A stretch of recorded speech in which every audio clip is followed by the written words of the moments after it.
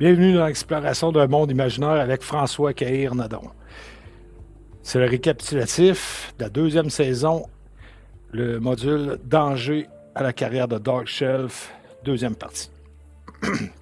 Tout d'abord, les personnages secondaires à Port-Ponant, les soldats et repères des bandits qui observent le Croamark par intérim, Durgar, qu'on nous, dans notre partie, on appelle aussi Durpar. Quand ils repèrent les bandits, ils décident de ne pas les suivre, ils font juste les repérer, puis ils se voient mutuellement, donc les bandits décident de se retourner, se cacher un peu à travers la foule et dans les rues. Eux les suivent un petit peu, puis ils arrêtent, parce que leur mission, c'est de protéger Durpar.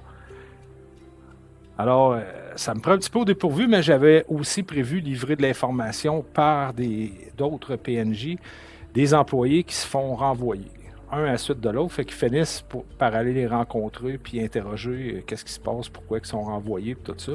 Là, ils apprennent que Durpar, se sentant menacé, veut mettre sa famille à l'abri et décide d'aller se réfugier dans un autre royaume puis qu'il a l'intention de partir. Alors, eux vont à la rencontre et le convaincre et essayent de le convaincre de rester. Ils leur donnent 3 jours pour faire un peu le ménage en ville et sécuriser, si on veut, sa position. Parce qu'il a l'impression qu'il est le prochain noble à être assassiné. Ensuite, on passe avec les personnages principaux dans le module A0, Danger à la carrière de Dark Shelf. Les joueurs mettent au point une stratégie. Ce qui est surprenant, c'est que dans la première partie, en explorant, sont arrivés directement où c'est que les captifs de la ville qui se faisaient enlever sont détenus. Alors, c'est surprenant parce que n'importe qui joue ce module-là, je suis pas certain que ça va se faire dans cet ordre-là. C'est un hasard, mais ils ont découvert où ils sont détenus, puis comment les faire sortir, mais ils ne sont pas en état de sortir. Alors, ce qu'ils font, c'est qu'ils décident de mettre au point une stratégie pour explorer et libérer le passage, pour sécuriser la place.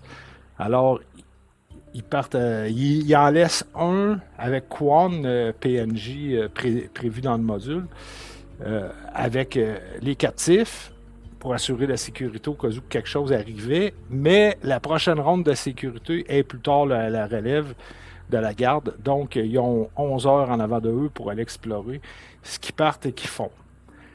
Ils se faufilent à travers les tunnels et ils font le ménage pas mal de la caverne, l'étage complètement en dessous. Là, on était en mode exploration. Ils ont aimé ça, puis ils ont décidé vraiment d'y aller à fond. On fait le ménage, puis on va voir qu'est-ce qui arrive après. Il faut trouver une sortie, une autre sortie, parce que les captifs sont trop faibles pour se hisser hors de... ou pour combattre, ou pour se hisser à travers des étages là, en escaladant par les cordes qu'eux étaient descendus. Alors, ils affrontent, il y a beaucoup de combats.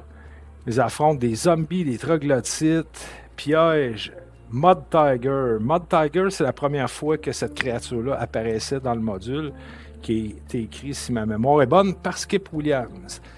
Et ensuite, ils ont affronté un prêtre de Talos. Ils l'ont endormi, se sont approchés, l'ont même pas interrogé et ils l'ont tué direct. Ce qui est bien correct. Ça laisse en suspens de l'information qu'on n'a pas. Puis, by the way, ils sont tellement absorbés par le désir d'explorer qu'ils oublient de faire la pièce qu'il y avait à côté du prêtre. Ils auraient trouvé de l'information, mais ils vont la trouver plus tard et j'y reviendrai au moment où ça va arriver. Ils utilisent leurs ressources abondamment parce que là, ça prend des potions, leurs flèches, et leur énergie, puis un peu tout ce qu'ils ont pour se sortir des combats qu'ils rencontrent, des ennemis qu'ils rencontrent. Ils rencontrent des ghouls. Ils partagent même leurs ressources entre eux autres là, quand les ressources viennent qu'à s'épuiser. Leurs dernières ressources, même qu'à un moment donné, ça devient un point critique, parce que là, ils ont plus grand munitions avec eux, si je peux dire comme ça. Ils affrontent aussi des grenouilles tueuses. Puis à ce moment-là, on est proche de la fin de notre partie et on passe très près du TPK à quelques jets de dés près. C'était intéressant de voir ça, mais la balle était dans leur camp. Ils s'en sont bien sortis. Ils ont lutté ardemment. En partageant leurs ressources, puis en se protégeant les uns les autres, ils ont fini par s'en sortir. Mais il s'en est fallu peu pour que, que je doive improviser la suite. Fait que, sur ce, la suite, bientôt.